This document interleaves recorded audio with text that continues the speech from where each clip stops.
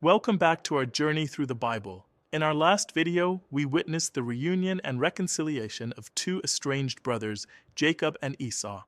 Now, as their paths diverge, two nations begin to form, and the stage is set for one of the most powerful stories of betrayal, suffering, and redemption. While Jacob settled back in the land of Canaan, the land of his father's travels, his brother Esau, also known as Edom, took his wives, his children, and all his possessions and moved away. Their wealth and livestock had grown so immense that the land could not support both of them living together. Esau made his home in the hill country of Seir, and from him descended a line of dukes and kings who would rule the land of Edom for generations. But our story now follows the generations of Jacob. Jacob, who was also called Israel, had 12 sons, but he loved Joseph the most. Joseph was the son of his old age, born to his beloved wife Rachel, and to show his favor, Jacob made him a beautiful, ornate coat of many colors. When his brothers saw this, they were consumed with jealousy. They hated Joseph and could not even speak a kind word to him. Their hatred deepened when Joseph began to have dreams. "Listen to this dream I had," he told them. "We were all in the field, binding sheaves of grain, when suddenly my sheaf rose and stood upright, while all of your sheaves gathered around and bowed down to it. This enraged them. 'Do you actually think you will reign over us?' They sneered. Then Joseph had another dream. 'This time,' he said, 'I saw the sun, the moon, and 11 stars bowing down to me.' He told this dream to his brothers and to his father. Jacob rebuked him, saying, 'What kind of dream is this? Will your mother and I and your brothers really come and bow down to the ground before you?' But while his brothers grew ever more envious, his father, Jacob, kept the matter in his mind. One day, Jacob sent 17-year-old Joseph to check on his brothers, who were grazing the flocks near Shechem. After some searching, Joseph found them in Dothan. When they saw him approaching from a distance, their festering hatred boiled over. 'Here comes the dreamer,' they said to one another. 'Let's kill him and throw his body into one of these pits. We can tell our father a wild animal devoured him. Then we'll see what becomes of his dreams.' But Reuben, the eldest, tried to save him. 'Let's not take his life,' he urged. 'Just throw him into this pit here in the wilderness, but don't lay a hand on him.' He planned to come back later and rescue Joseph.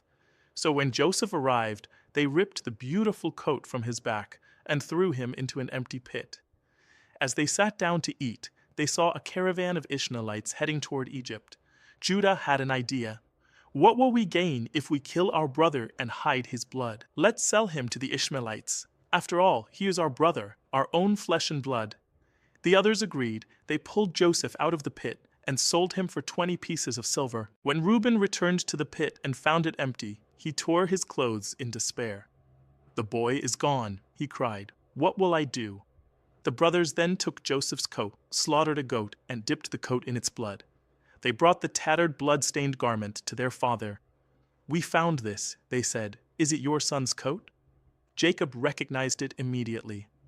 'It is my son's coat,' he cried out in agony. 'A wild animal has devoured him.' Joseph has surely been torn to pieces. He tore his clothes, put on sackcloth, and mourned for his son for many days, refusing all comfort, saying, 'I will go down to the grave to my son in mourning.' Meanwhile, Judah separated from his brothers for a time. He married a Canaanite woman, and she bore him 3 sons, Onan, and Shelah. But his firstborn, was wicked in the Lord's sight, and the Lord put him to death. Judah then told his second son, Onan, to marry his brother's widow, Tamar, to provide an heir for his brother. But Onan, knowing the child would not be his own, refused his duty, and so the Lord put him to death as well. Fearing for his last son, Judah sent Tamar back to her father's house, promising to give her to Shelah when he was grown. But Judah never fulfilled his promise. Years later, Tamar, seeing that Shelah was grown and she had not been given to him, disguised herself and tricked Judah into believing she was a prostitute. She conceived by him, and when her pregnancy was discovered, Judah, not knowing the truth, condemned her to death. But she then produced the pledge she had taken from him, his signet, his cord, and his staff. Judah recognized them and declared, 'She is more righteous than I.' Tamar gave birth to twin boys, Terez and Zerah. All this time, Joseph was in Egypt. The traders had sold him to Potiphar, the captain of Pharaoh's guard. The Lord was with Joseph, and he prospered. Potiphar saw that the Lord blessed everything Joseph did and put him in charge of his entire household. Joseph was handsome and well-built, and it wasn't long before Potiphar's wife took notice. Day after day she tried to seduce him, but Joseph refused. "How could I do such a wicked thing," he said, "and sin against God?" One day when they were alone in the house, she grabbed him by his cloak, pleading, "Lie with me." But Joseph fled, leaving the cloak in her hand. Humiliated and furious, she used the cloak as evidence, falsely accusing Joseph of attacking her. When Potiphar heard this, his anger burned, and he had Joseph thrown into the king's prison. Yet even in the darkness of the prison, the Lord was with Joseph. He showed him kindness and granted him favor with the prison warden.